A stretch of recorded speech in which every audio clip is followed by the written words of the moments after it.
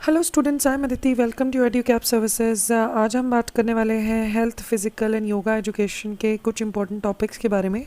इससे पहले भी मैंने इस सब्जेक्ट पे वीडियो बनाई हुई है, तो वो आप चेकआउट कर सकते हैं हमारी प्लेलिस्ट में, और वहाँ से नोट्स और इम्पॉर्टेंट क्वेश्चंस भी कॉपी डाउन कर सकते हैं। इस वीडियो में भी मैंने काफ़ी सारे इंपॉर्टेंट क्वेश्चंस डिस्कस किए हैं जो एग्ज़ाम में काफ़ी बार आए हुए हैं।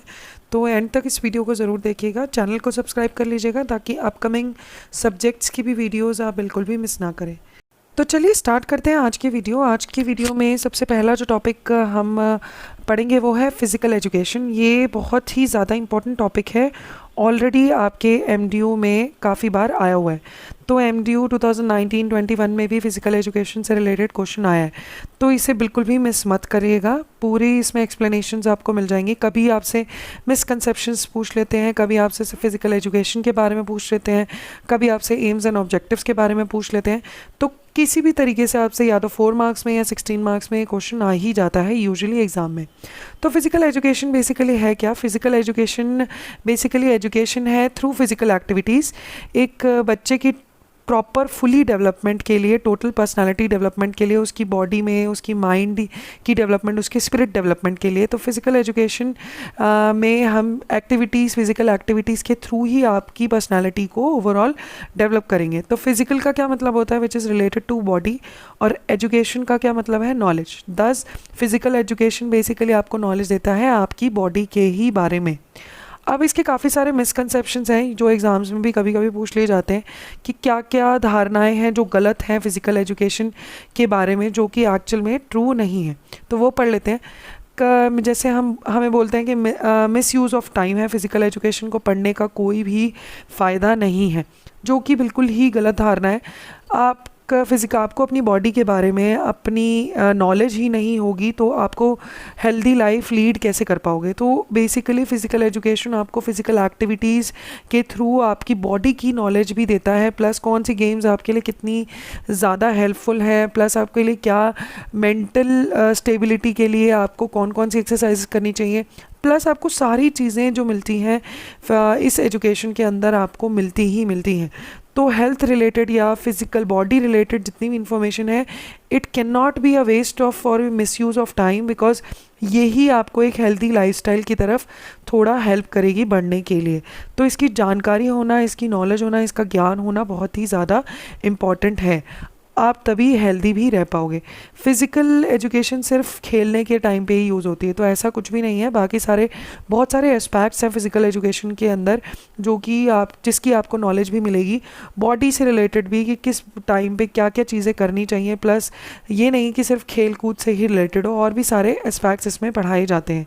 स्पॉइल करता है डिसिप्लिन, ऐसा इट इज़ अनदर मिसकंसेप्शन। उल्टा आप फिज़िकल एजुकेशन या फिज़िकल एक्टिविटीज़ के थ्रू ज़्यादा डिसिप्लिन्ड होते हैं। तो कहीं ना कहीं जब आप देखते हैं जो स्पोर्ट्समैन होते हैं उनका एक स्ट्रिक्ट डिसिप्लिन होता है या स्ट्रिक्ट रूल्स होते हैं जो वो फॉलो करते हैं। तो ये जो मिसकंसेप्शन बना हुआ है कि ये इससे डिसिप्लिन में नहीं रहते, उन्हें लगता है कि खेल कूद में ज़्यादा टाइम लगाओ, ये करो वो करो, जो कि कहीं ना कहीं आपकी नेसेसिटी भी है, वो चीज़ लोग नहीं समझते। ये भी सोचते हैं कि ये वेस्टेज ऑफ मनी है, जो कि which is not really true. कहीं ना कहीं आपको अपने शरीर के बारे में नॉलेज मिल रही है, आपको फ़िज़िकल एक्टिविटीज़ क्या क्या करनी चाहिए, क्या क्या अवॉइड करनी चाहिए फ़िज़िकल एक्टिविटीज़ करते हुए या कोई गेम खेलते हुए, क्या क्या चीज़ें आपके लिए किस उसमें हेल्पफुल है, कौन से पोस्चर्स रॉन्ग है, ये सब चीज़ों की नॉलेज होना बहुत ही इंपॉर्टेंट है। तो इसके बेसिस पे इतनी करियर अपॉर्चुनिटीज़ भी बन रही हैं, तो लैक ऑफ करियर अपॉर्चुनिटीज़ तो बिल्कुल भी नहीं है।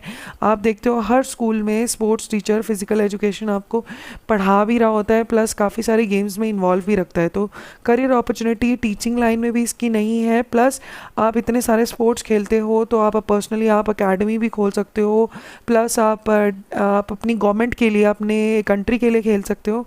तो बहुत अलग अलग स्पोर्ट्स में बहुत सारी अपॉर्चुनिटीज़ बनती जा रही हैं हर एक फील्ड में। आपको एज आप देखते हो, अब योगा ट्रेनर्स कितने हो गए, एरोबिक्स ट्रेनर्स हो गए, अलग अलग फील्ड्स में बहुत सारी अपॉर्चुनिटीज़ अब करियर की भी बन जाती हैं। तो वेस्ट ऑफ मनी नहीं है, एक कहीं ना कहीं आपको फिटनेस की तरफ ले जाने के लिए कुछ भी मनी वेस्ट नहीं है। प्लस दूसरा, आपको करियर अपॉर्चुनिटीज़ काफ़ी सारी अब जैसे जैसे टाइम बढ़ रहा है और ज़्यादा बढ़ती ही जा रही हैं, क्योंकि लोग अपनी हेल्थ को भी इम्पोर्टेंस उतनी दे रहे हैं, प्लस अपनी फिज़िकल स्ट्रक्चर के बारे में बहुत ज़्यादा सोच रहे हैं। तो पर्सनल फिटनेस ट्रेनर्स इतने बन रहे हैं, इतने सारे जिम हैं, तो ये अपॉर्चुनिटीज़ बहुत ज़्यादा बढ़ती ही जा रही हैं। Physical education only helps in physical development, not in mental development. तो ऐसा ये भी एक बहुत ही गलत मिसकंसेप्शन है कि सिर्फ बॉडी के बारे में ही बात हो रही है। तो उसमें आपकी मेंटल डेवलपमेंट, फिजिकल डेवलपमेंट, आपके स्पिरिचुअल डेवलपमेंट, इन सारी चीज़ों के बारे में बात की जाती है। इन सब की नॉलेज आपको दी जाती है। एक पर्टिकुलर सिर्फ शरीर से रिलेटेड चीज़ें नहीं है, आपके दिमाग की स्टेबिलिटी, आपकी मेंटल डेवलपमेंट अच्छी हो, उन सब चीज़ों का भी ज्ञान आपको दिया जाता है। अब एम्स और ऑब्जेक्टिव्स क्या हैं फ़िज़िकल एजुकेशन के, वो भी काफ़ी ज़्यादा इम्पोर्टेंट है। तो ये भी ऑलरेडी एमडीयू में आपने देखा है कि आया हुआ है 2021 में, तो काफ़ी इम्पोर्टेंट टॉपिक है ये भी। तो एम्स फिज़िकल एजुकेशन का एज एन होल अगर मैं बात करूँ तो वो एक पर्सनालिटी डेवलप करना इंडिविजुअल की है, उसे फिज़िकली फिट बनाना, मेंटली अलर्ट बनाना, इमोशनली बैलेंस बनाना, और सोशली वो सब लोगों से डील कर पाए, सबसे मिलजुल के रह पाए, उसकी मॉरल वैल्यूज़ अच्छी हो, प्लस स्पिरिचुअलिटी की तरफ उसका ध्यान थोड़ा अपलिफ्ट करना। इन सब चीज़ों का ही जो एम है फिज़िकल एजुकेशन का, वो ही एम है कि ये सारी चीज़ों में एक ओवरऑल इंडिविजुअल की पर्सनालिटी आगे बढ़े और डेवलप हो। तो और क्या ऑब्जेक्टिव्स हैं फिज़िकल एजुकेशन के? पहला जो उसका ऑब्जेक्टिव है वो है ऑर्गेनिक डेवलपमेंट। प्राइमरी ऑब्जेक्टिव जो है वो आपका ऑर्गन सिस्टम कैसा है, respiratory system, circulatory system, digestive system, nervous system, muscular system, तो ये बहुत अच्छे से डेवलप हो, ये इनकी डेवलपमेंट पे फिज़िकल एजुकेशन बहुत ज़्यादा फोकस करती है। इसके अलावा सोशल डेवलपमेंट की जब हम बात करें तो बहुत सारी फ़िज़िकल एक्टिविटीज़ ऐसी होती हैं जो एक सोशल कांटेक्ट की अपॉर्चुनिटी देती है। ग्रुप लिविंग में कैसे दूसरों के साथ अलग अलग सिचुएशंस में एडजस्ट करना, रिलेशनशिप्स को बिल्ड करना, और जैसे क्वालिटीज़ हो गई कोऑपरेशन की, ओबीडियंस की, टेम्परामेंट मैनेज करना, सैक्रिफाइस करना, लॉयल्टी, स्पोर्ट्समैनशिप और सेल्फ कॉन्फिडेंस कैसे डेवलप करना, इन सब चीज़ों पे फोकस किया जाता है जब भी यही उसका ऑब्जेक्टिव है फ़िज़िकल एजुकेशन का। तो सोशल डेवलपमेंट एक बहुत मेजर एस्पेक्ट है फ़िज़िकल एजुकेशन का, जिसमें बताया जाता है कि कैसे आपके अंदर ये सारी क्वालिटीज़ होनी चाहिए, प्लस अलग अलग सिचुएशंस में आपको कैसे रिएक्ट करना है। इसके अलावा जो तीसरी चीज़ है, जो तीसरा ऑब्जेक्टिव है, वो है न्यूरोमस्कुलर कोऑर्डिनेशन। अब फ़िज़िकल एक्टिविटीज़ आपको हेल्प करती हैं एक बेटर रिलेशनशिप बनाने के लिए आपके मस्कुलर सिस्टम में प्लस आपके नर्वस सिस्टम में। तो फ़िज़िकल एक्टिविटीज़ जितनी आप करोगे, आपकी नर्व्स का नर्वस सिस्टम का प्लस मस्कुलर सिस्टम का रिलेशनशिप और उनका जो एक साथ कोऑर्डिनेशन है वो ज़्यादा अच्छा होता है। तो development of neuro muscular coordination वो आपकी बॉडी को बैलेंस करने के लिए, कंट्रोल करने के लिए बहुत ही ज़्यादा ज़रूरी है। अब आप फिज़िकली बहुत ज़्यादा फिट हैं पर आप मेंटली इतने स्टेबल नहीं हैं, तो आपकी फ़िज़िकल हेल्थ आपको एज अ गुड पर्सनालिटी नहीं बना सकती। तो आपका फ़िज़िकल मेंटल बैलेंस होना बहुत ज़्यादा इंपॉर्टेंट है, जो कि फ़िज़िकल एजुकेशन का एक बहुत ही इंपॉर्टेंट एस्पेक्ट है। बहुत सारी गेम्स जो हैं वो आपकी एबिलिटी डेवलप करती है एक्टिविटीज़ की, जैसे रनिंग, बाउंसिंग, कैचिंग, ये आपको प्रॉपर हेल्प करती है एनर्जी का यूज़ करने के लिए। इसके अलावा जो एक और ऑब्जेक्टिव है वो है इमोशनल डेवलपमेंट। बहुत सारे फिज़िकल एजुकेशन प्रोग्राम हैं जो हमें बताते हैं कि अपने एंगर इश्यूज से कैसे डील करें, प्रेशर, प्लेजर से कैसे डील करें, जेलेसी से कैसे करें, जो फियर है, डर है, लोनलीनेस है, इन सब चीज़ों को कैसे बैलेंस करें और इन सारी चीज़ों को कैसे आप डील कर सकते हो, कंट्रोल कर सकते हो, ताकि एक इंसान इमोशनली बैलेंस्ड हो, अनस्टेबल ना हो। क्योंकि जो भी ओवर इमोशनल सिचुएशंस में ज़्यादातर गलत डिसीजंस होते हैं, प्लस आप डिप्रेशन की तरफ बढ़ने लगते हो अगर आप मेंटली या इमोशनली स्टेबल नहीं होते। तो ये फ़िज़िकल एजुकेशन आपको इन सब फैक्टर्स को कंट्रोल करने में हेल्प करता है और उसके बारे में गाइडेंस प्रोवाइड करता है। इसके अलावा जो एस्पेक्ट है वो है आपका हेल्थ डेवलपमेंट। अब फिज़िकल एजुकेशन डेवलप करता है हेल्थ को, आपकी स्वास्थ्य को डेवलप करता है थ्रू हेल्थ एजुकेशन। तो वो आपको हेल्दी हैबिट्स, जैसे आपके सोने का कितना आपको सोना चाहिए, कितनी आपको एक्सरसाइज करनी चाहिए, कितना कैसा आपको खाना चाहिए, इन सब चीज़ों में हेल्दी हैबिट्स डेवलप करने में हेल्प करता है।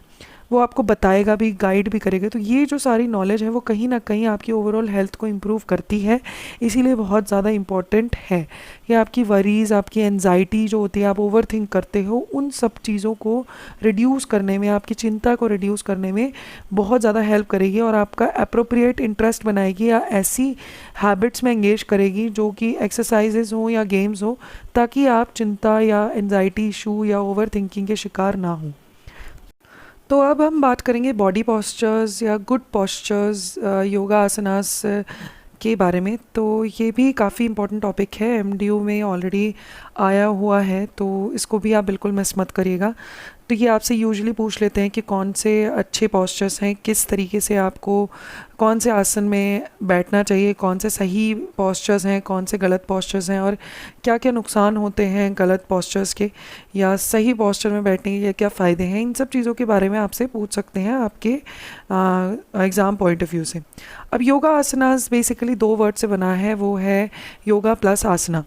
तो बेसिकली योगा आसनास का मतलब यही है कि आप प्रैक्टिस करो योगा को राइट आसन्स यूज़ करके, राइट आसन्स के साथ, राइट पॉस्चर्स के साथ, गुड पॉस्चर्स के साथ।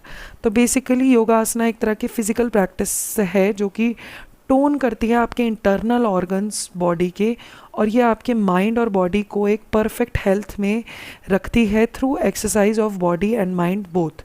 तो ये जो है वो फोकस करता है आपकी बॉडी प्लस माइंड दोनों पे ही, और उसे बिल्कुल सही स्वस्थ रखने के लिए ये आसनास जो योगा आसनास हैं, जो सही पॉस्चर्स हैं, गुड पॉस्चर्स हैं, वो बहुत ही ज़्यादा इंपॉर्टेंट रोल प्ले करते हैं। अब ये कि कौन कौन से टाइप्स हैं, इनके दो टाइप्स हैं।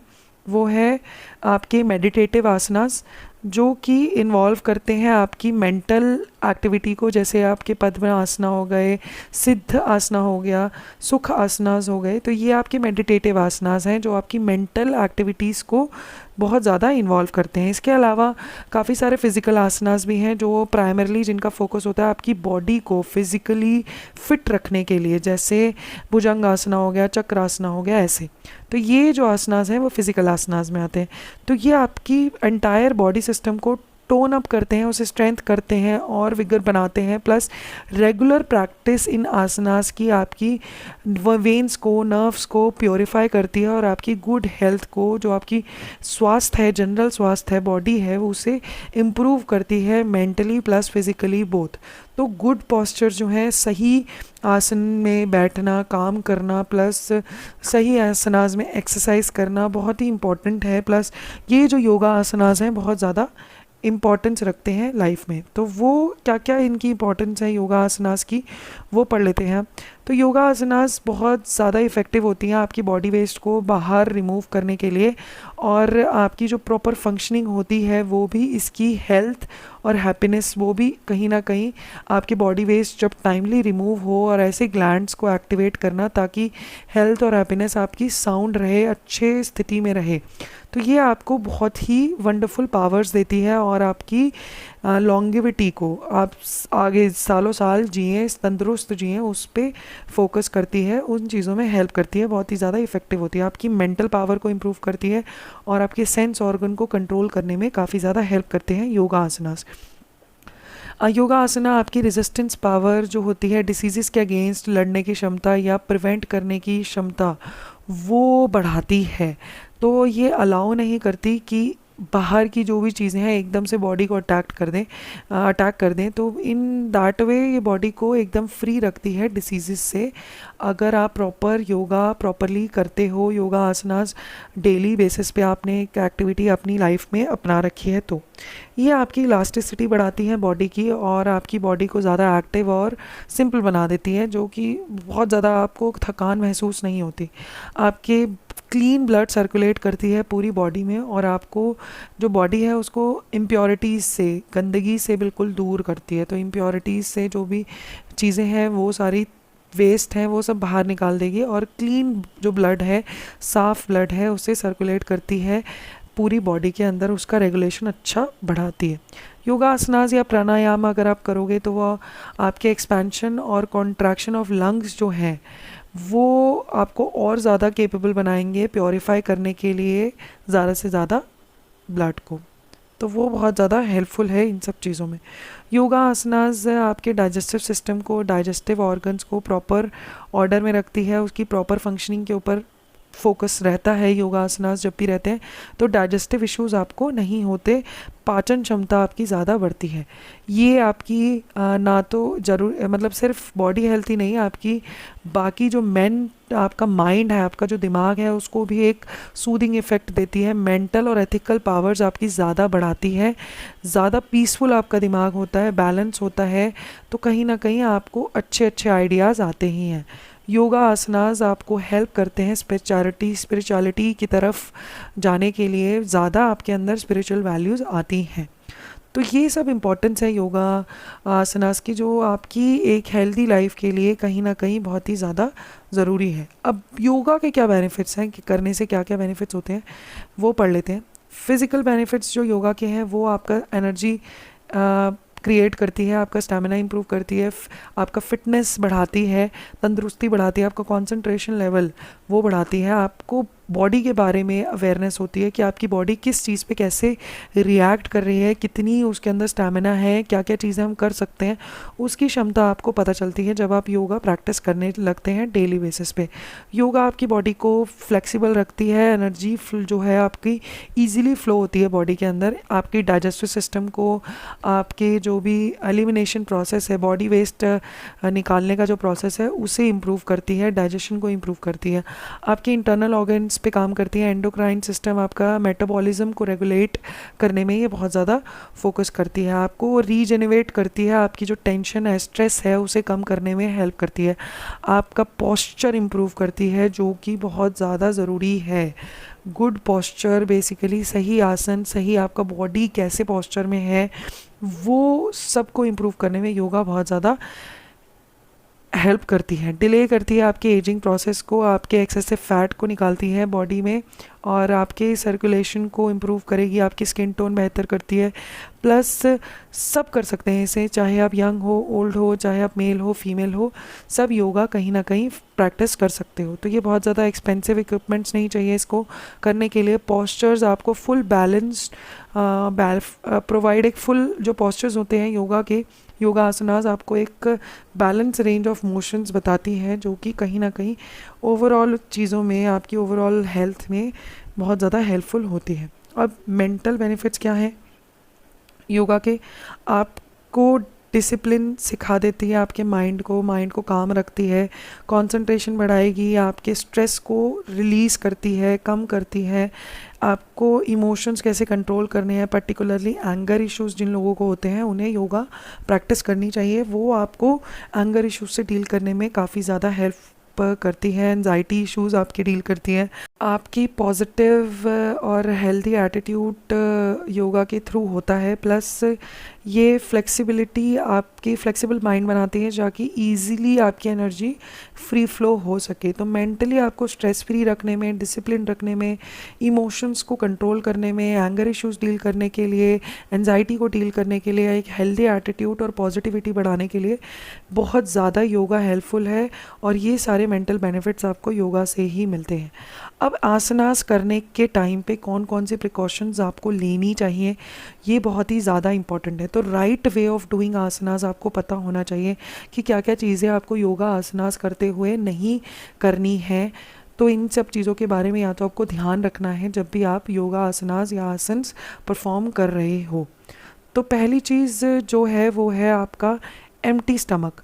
तो जब भी आप योगा आसनास कर रहे हो तो आपका यूरिनरी ब्लैडर, आपका जो इंटेस्टाइन है वो एकदम एम्प्टी होना चाहिए, खाली होना चाहिए। ये नहीं है कि आपका यूरिनरी ब्लैडर फुल है या आप बहुत ज़्यादा खा पी के कर रहे हो, तो वो सारी चीज़ें एम्प्टी होनी चाहिए, खाली होनी चाहिए।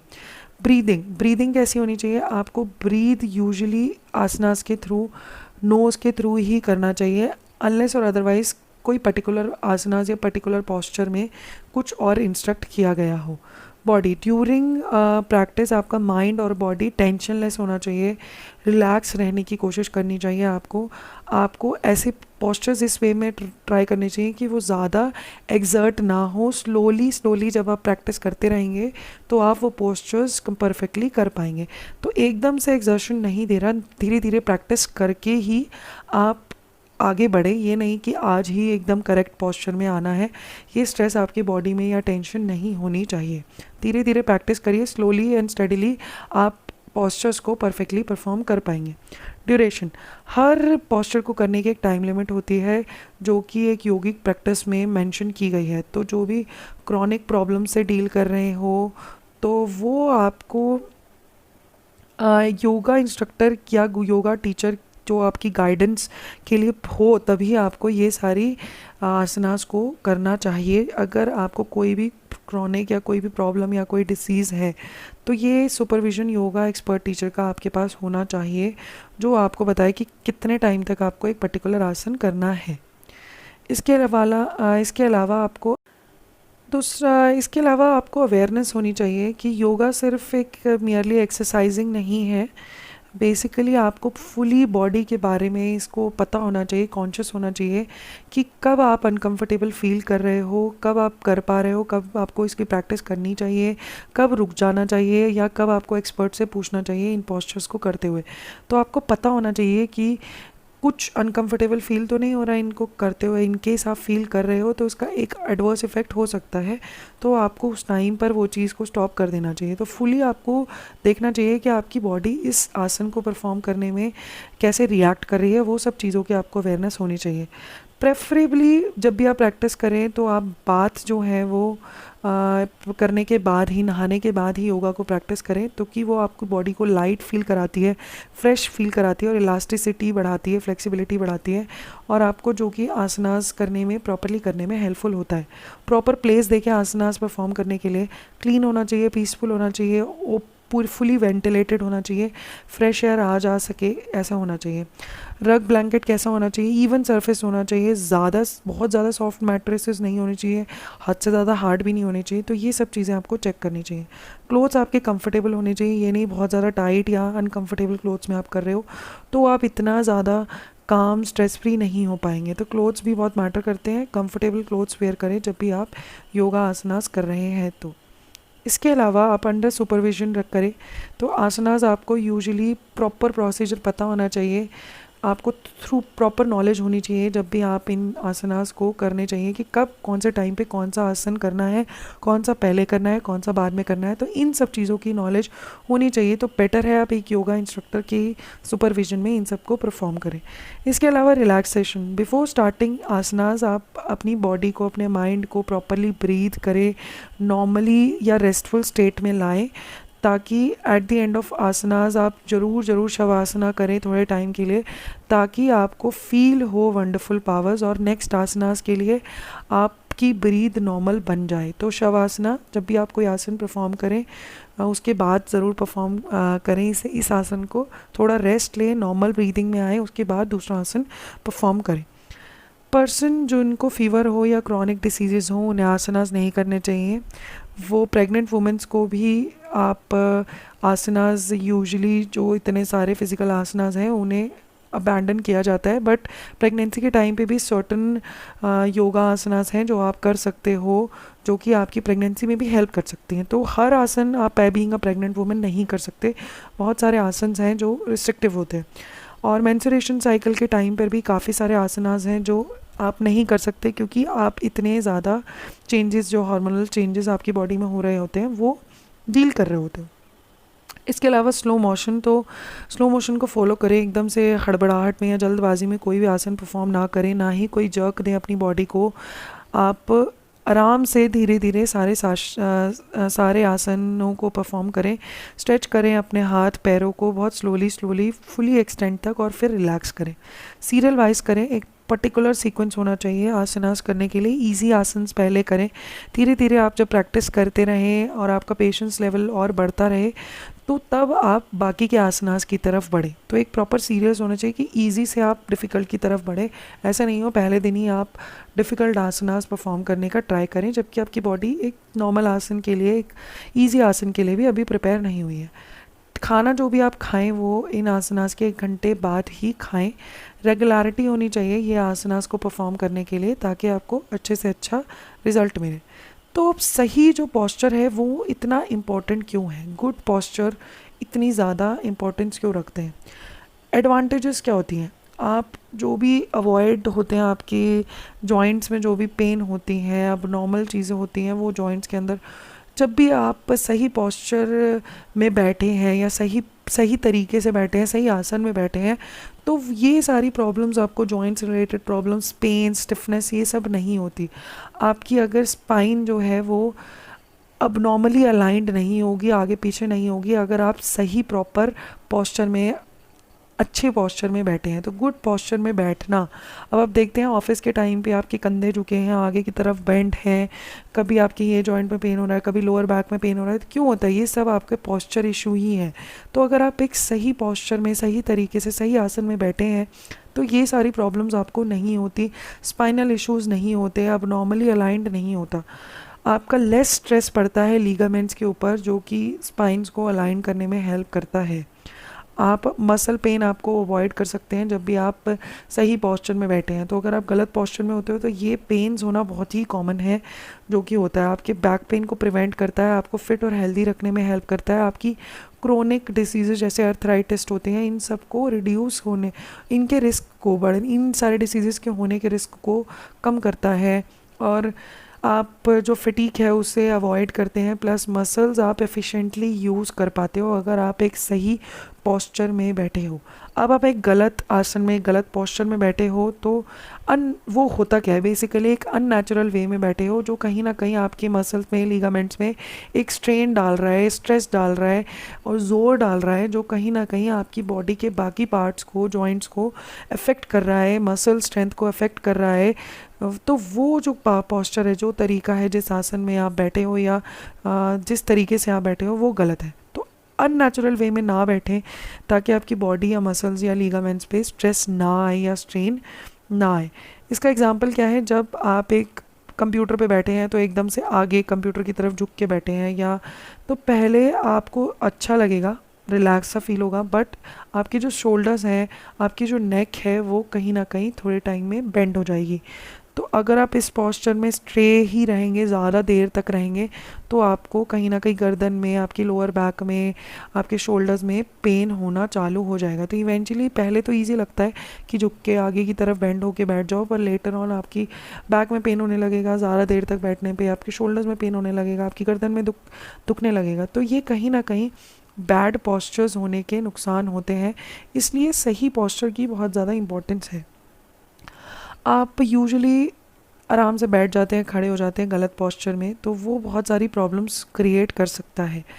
आपकी सर्टन मसल्स की जो लेंथ होती है वो या तो ज़्यादा बढ़ जाएगी या ज़्यादा शॉर्ट हो जाएगी या वीक हो जाएगी। क्रोनिक डिसीजेस, अर्थराइटिस की या उसके सिम्टम्स और ज़्यादा वर्स कर देगा। पुअर सर्कुलेशन होता है, आपके हेड पोस्चर्स गलत हो जाते हैं, आपके शोल्डर्स आगे की तरफ झुक जाते हैं, राउंड हो जाते हैं, जॉ पेन्स होने लगते हैं, आपकी ब्रीदिंग एफिशिएंसी कम हो जाती है, शोल्डर बैक पेन होता है, आपके हेडेक्स बढ़ जाते हैं, माइग्रेन के इश्यूज़ बढ़ जाते हैं, स्लीप, आपको नींद अच्छे से नहीं आती क्योंकि कहीं ना कहीं आपका मसल पेन, बॉडी पेन रह ही रहा है। तो ये सारी जो प्रॉब्लम्स हैं, जब भी आप गलत तरीके से बैठे हैं, गलत पोस्चर में बैठे हैं, तो होती ही हैं, जो आप फेस करते ही हो। तो गुड पोस्चर में बैठना बहुत ज़्यादा इम्पॉर्टेंट है, सही तरीके से बैठना। जब भी आप काम कर रहे हो, योगा आसनास आप परफॉर्म करें, सही पोस्चर क्या है, क्या क्या सही तरीका है उठने बैठने का, आपकी बॉडी पे कहाँ कहाँ स्ट्रेन नहीं पड़ना चाहिए, वो सारी चीज़ें आपको पता चलती हैं जब भी आप ये सब आसनास या योगा परफॉर्म करते हैं। ठीक है, अब बात करते हैं हम पोस्चरल डिफॉर्मिटीज़ के बारे में। ये भी काफ़ी इंपॉर्टेंट टॉपिक है ये, और ऑलरेडी एमडीयू के अंदर आया हुआ है ये टॉपिक भी।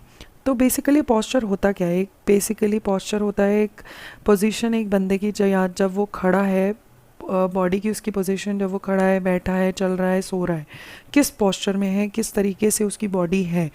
तो ये जो है वो उसका एक पर्टिकुलर स्टैंडर्ड नहीं बनाया हुआ कि कैसी पोजीशन होनी चाहिए, तो हर कोई अलग अलग पोस्चर को फॉलो करता है। अब डिफॉर्मिटी क्या है कि कोई भी माल फॉर्मेशन हो गया है किसी भी कंपोनेंट का या किसी भी बॉडी पार्ट का, जैसा वो होना चाहिए वैसा नहीं है, वो बॉडी पार्ट अलग तरीके से दिख रहा है, क्लमजी दिख रहा है, भद्दा दिख रहा है, या आप कह सकते हो एग्जैक्ट वैसा नहीं है जैसा उसको होना चाहिए वो पोस्चर। तो ये उसे हम बोलते हैं पोस्चरल डिफॉर्मिटीज़।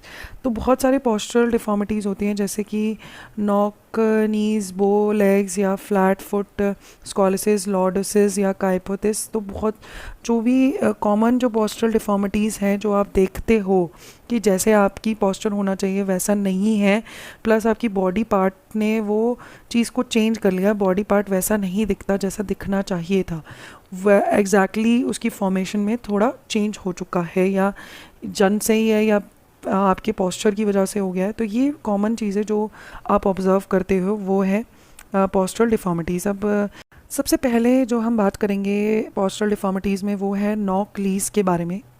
जैसे कि आप देख सकते हो पिक्चर के अंदर ही कि इसमें आपकी लेग की जो शेप है वो कैसे चेंज हो चुकी है। तो नॉक नीज जो है वो बेसिकली आपकी पोस्चरल डिफॉर्मिटी है, जहाँ पर आपकी जो लेग्स हैं वो इनवर्ट्स की तरफ बेंड हो रही हैं, अंदर की तरफ बेंड हो रही हैं, आपके जो घुटने हैं वो अंदर की तरफ जुड़ से गए हैं और एक दूसरे को स्ट्राइक करते हैं जब भी आप चलते हो। तो ये जो पोस्चरल डिफॉर्मिटी है ये आपकी लातों के, आपके टांगों के अंदर देखी जाती है, जब आपकी नीज जो है वो एक अंदर की तरफ बेंड हो गई हैं, प्लस एक दूसरे को जब भी आप चल रहे हो तो टकरा रही हैं। तो कॉजेज़ क्या हैं नॉक नीज़ के, वो हम उसके बारे में बात कर लेते हैं। जो कॉजेज़ हैं नॉक नीज़ के वो हैं, पहला जो उसका कॉज है वो है आपका रिकेट्स हो जाए बच्चों के अंदर, या ओबेसिटी हो चाइल्डहुड के टाइम पर, तो ये जो नीज़ हैं एक दूसरे से जुड़ जाती हैं।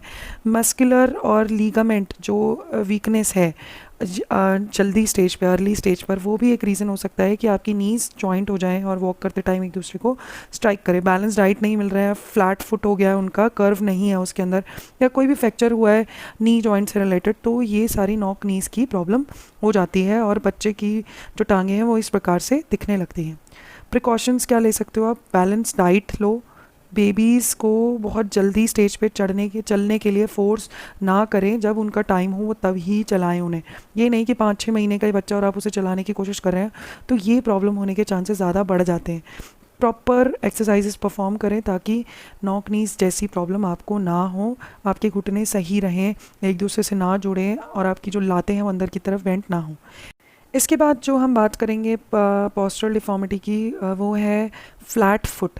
तो फ्लैट फुट के अंदर क्या होता है, इनिशियली आपका जो पैर होता है उसके अंदर एक कर्व है, जो आप देख सकते हैं ये कर्व है, ये कर्व कम हो जाता है ज़्यादा भार डलने की वजह से और वो कुछ इस तरीके से हो जाता है। तो जब आप प्रिंट करें अपना पैर तो वो ऐसा दिखने लगता है अगर आपको फ्लैट फुट की दिक्कत है। तो एग्जैक्ट आपका जो कर्व है जो होना चाहिए वो कम हो जाता है, वो ऑलमोस्ट स्ट्रेट आता है जब भी आप एक सरफेस पे, प्लेन सरफेस पे अपना पैर रखें या कभी उसका प्रिंट लेने की कोशिश करें या उसका छापा लेने की कोशिश करें तो वो बिल्कुल आ जाएगा, उसमें आपका कर्व नहीं आएगा। तो जब ये हो जाता है तो आपके पैर का जो फुट का कर्व है वो फ्लैट फुट के पोस्चर डिफॉर्मिटी के टाइम पे बिल्कुल ही कर्व कम हो जाता है। तो ये बहुत ही ज़्यादा कॉमन ऑब्ज़र्व किया जाता है, कॉमनली ऑब्ज़र्व किया जाता है। इसके बेसिकली आपका जो इनर फुट है उसके ऊपर ज़्यादा बल्ज पड़ रहा है नॉर्मल से ज़्यादा, और वो आपको कंप्लीट प्रिंट दे देगा आपका फुट सोल का ओवर द प्लेन सर्फेस। ये होता क्यों है, जब आपके वीक मसल्स होते हैं या आप बहुत ज़्यादा मोटे हैं या आप गलत शूज़ डाल रहे हैं या बहुत ज़्यादा भार उठा रहे हैं बहुत समय से, तो ये या ज़्यादा समय तक खड़े रहने की वजह से भी ये फ्लैट फुट की प्रॉब्लम हो जाती है। आपके जो आर्क है वो बहुत कम हो जाता है पैर के अंदर। प्रिकॉशंस क्या क्या हो सकती हैं, प्रॉपर साइज़ और शेप के शूज़ पहने आप, ओबेसिटी, पतले रहें, ज़्यादा मोटे ना हो, ज़्यादा हाई हील शूज़ को भी अवॉइड करें, ज़्यादा हैवी वेट एक लंबे समय तक ना उठाएं। तो ये बहुत ज़्यादा इंपॉर्टेंट प्रिकॉशंस हैं इस डिसीज़ को, इस डिफॉर्मिटी को अवॉइड करने के लिए। बेबीज़ को फोर्स ना किया जाए कि वो जल्द से जल्द चले, तो भी ये प्रॉब्लम हो जाती है। अब बात करेंगे हम राउंड शोल्डर के बारे में। ये जो डिफॉर्मिटी है बेसिकली पोस्चरल डिफॉर्मिटी है, ये आपके शोल्डर्स में ऑब्जर्व होती है। आपके शोल्डर्स राउंड हो जाते हैं, गोल हो जाते हैं और आगे की तरफ बेंट हो जाएं, ऐसे से दिखने लगते हैं। तो जो शोल्डर्स हैं वो कहीं ना कहीं आगे की तरफ झुक गए हैं, बेंड हो गए हैं, तो वो जो है वो आपके राउंड शोल्डर्स की प्रॉब्लम होती है। जब आपको लगता है कि आपके कंधे आगे की तरफ झुक गए हैं या कंधे गोल से हो गए हैं या आप थके थके से लगते हो, झुके झुके से लगते हो, तो वो राउंड शोल्डर्स की प्रॉब्लम होती है। अब कॉजेज़ क्या हैं इसके राउंड शोल्डर्स के, वो आपको हेरिडिटी की वजह से हो सकता है, आपके पेरेंट्स का बॉडी पोस्चर वैसा हो, आपको इनहेरिटेड हुआ हो वही, प्लस हो सकता है कि आपको टाइट क्लोथ्स ज़्यादा आप डालते हो इसलिए आपका पोस्चर ऐसा हो गया, या प्रॉपर फर्नीचर जो इम्प्रॉपर फर्नीचर है, चेयर है वो सही नहीं है, सिटिंग जहाँ पर भी आप बैठ रहे हैं वहाँ पे जिस भी चीज़ पे आप बैठ रहे हैं वो प्रॉपर पोस्चर में नहीं बनी हुई, या आप चल रहे हो तो भी बेंट पोजीशन में हो, बैठे हो तो भी आप आगे की तरफ झुके हुए हो, बेंट पोजीशन हो, तो भी ये प्रॉब्लम हो जाती है। प्रॉपर एक्सरसाइज नहीं करते तो राउंड शोल्डर की प्रॉब्लम रहती है। प्रिकॉशंस क्या हैं इसकी? अब जो प्रिकॉशंस हैं वो है कि आप कभी भी बैठते हुए आगे की तरफ झुक के ना बैठें, चलते हुए भी आगे झुक के ना चले, बेंट ना हो, प्रॉपर स्ट्रेट बैठे, स्ट्रेट चले, और लूज़ फिटिंग की क्लोज डालें, और हमेशा प्रॉपर फर्नीचर जो प्रॉपर चेयर हो, प्रॉपर बैठने की जगह हो वहाँ पर ही बैठें। तो ये सारी प्रिकॉशंस आपको लेनी चाहिए इस डिफ़ॉर्मिटी को अवॉइड करने के लिए। तो आगे की तरफ ना झुके, सीधा बैठने की कोशिश करें ताकि आपके कंधे आगे की तरफ झुकें, ज़्यादातर होंगे तो वो कहीं ना कहीं राउंड हो ही जाएंगे। तो ये बहुत ही कॉमन चीज़ है जो आप देखते हो कि आईटी फील्ड में या जो ज़्यादातर लैपटॉप्स पे काम करते हैं उनको ये प्रॉब्लम हो ही जाती है, या जो एडमिन वर्क में है या प्रॉपर ऑफिस 9 to 5 की जॉब कर रहे हैं वो ये प्रॉब्लम बहुत ज़्यादा फेस करते ही हैं। अब हम बात करेंगे चौथी पोस्चरल डिफॉर्मिटी के बारे में जो कि है लॉर्डोसिस। ये कब होती है? जब आपका जो स्पाइन है वो फ्रंट में आगे की तरफ बेंड हो जाता है नॉर्मल लेवल से ज़्यादा। तो जैसे कि आप देख सकते हो इस पिक्चर में भी ये आगे की तरफ बेंट है आपकी स्पाइन, तो इस वजह से आपका अब्डोमेन आपकी बॉडी से आगे है, प्लस आपके जो शोल्डर्स हैं वो बाहर की तरफ या साइड्स की तरफ ज़्यादा आ जाते हैं। तो ये प्रॉब्लम स्पाइनल जब आपकी ज़्यादा आगे की तरफ बेंड हो जाए तब ये देखी जाती है। अब इसके सिम्टम्स क्या हैं लॉर्डोसिस के? यूजुअली आपको इसमें लोअर बैक पेन रहता है और आपका जो पेट है वो भी आगे की तरफ दिखता है नॉर्मल से ज़्यादा। कॉजेज़ क्या हैं? इम्प्रॉपर डाइट आप ले रहे हो या आपकी डेवलपमेंट नहीं हो रही सही तरीके से मसल्स की, जो ज़्यादा फूड ले रहे हो जितना रिक्वायर्ड उससे ज़्यादा ओवरवेट हो या ओबीज हो, या आपकी डिसीज़ हैं स्पाइनल मसल्स के अंदर। तो अब प्रिकॉशंस क्या हैं इसकी? बैलेंस डाइट आप यूजुअली लें, और जब भी आप कोई भी वेट कैरी कर रहे हो तो आप सीधे ही खड़े हों, ज़्यादा से ज़्यादा खाना ना खाएं, अपने वेट को मेंटेन करें। तो जब भी आप ओवर वेट होते हो तो ये आपका पेट आगे की तरफ, आपकी स्पाइनल इश्यूज़ बहुत ज़्यादा बढ़ जाते हैं और आपको ये जो पोस्चरल डिफॉर्मिटी है वो कॉमनली देखी जाती है। तो ओबीज होना सबसे बड़ा बेसिक प्रॉब्लम भी है, प्लस स्पाइनल का आगे की तरफ बेंट होना की वजह से ही आपका पोस्चर जो है वो बहुत ही ज़्यादा गलत हो जाता है। अब बात करेंगे काइफोसिस की। ये आप देख रहे हैं काइफोसिस की पिक्चर ही, नॉर्मल स्पाइन कैसा है आपका और काइफोसिस के केस में ये कैसा हो चुका है। तो इस केस में क्या होता है, आपके जो forward rounding of upper back, आपकी जो अपर बैक की बॉडी है वो आगे की तरफ राउंड राउंड हो गई है। तो देख सकते हो आगे की तरफ बेंट है, फॉरवर्ड बॉडी आगे की तरफ बेंट है। तो अपर बैक जो है वो आपकी आगे की तरफ हो, आपकी जो राउंडिंग है कुछ तरीके से तो नॉर्मल होती ही है, बट बहुत ज़्यादा 50 डिग्री से ज़्यादा जब आप राउंड हो जाती है आपकी अपर बैक तब ये डिफॉर्मिटी हो जाती है। इसे आप राउंड बैक भी बोल पाते हो, हंच बैक भी बोल देते हो कभी कभी, या आप सर्वाइकल पेन भी होता है। इन सब प्रॉब्लम काइफोसिस की वजह से ये होता क्यों है? माल न्यूट्रिशन की वजह से। जब आप बहुत ज़्यादा हैवी लोड लेते हो तब भी ये प्रॉब्लम हो जाती है। आप इम्प्रॉपर फर्नीचर सही जगह पे सही तरीके से नहीं बैठ रहे, आपके मसल्स वीक हैं, या आप आगे की तरफ बेंट हो जब भी आप चल रहे हो, या आप शेपलेस या टाइट क्लोथ्स वेयर कर रहे हो, तब भी आपको हेरिडिटी है, इनहेरिट किया है आपने अपने पेरेंट्स से या अपने दादाजी से। तो प्रिकॉशंस क्या हो सकती है? करेक्ट पोस्चर में बैठो, सही तरीके से बैठो, लूज क्लोथ्स को पहनो, प्लस सूटेबल फर्नीचर, सही तरीके की चेयर यूज़ करो, बैठने की जो चीज़ें हैं फर्नीचर है वो सही तरीके का हो ताकि आपकी जो अपर बैक है वो आगे की तरफ ना झुके। अब सिक्स्थ है बोलेक्स। तो अब ये जो पोस्चरल डिफॉर्मिटी है इसके अंदर जो है नीज़ वो वाइडली अपार्ट है, डिस्टेंस उसका ज़्यादा है, तो डिस्टेंस बढ़ गया है इसमें रादर देन जुड़ने के। तो ये बोलेक्स की डिफॉर्मिटी से बोलते हैं हम। तो जो आपका गैप है वो काफ़ी ज़्यादा है दोनों टांगों के बीच में, दोनों नीज़ के बीच में।